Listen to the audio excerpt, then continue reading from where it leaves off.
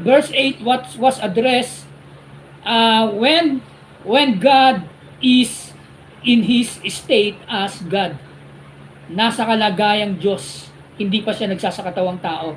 But verse 9 was saying, kaya sinabi ron, therefore God, thy God, yung anak ay may Diyos.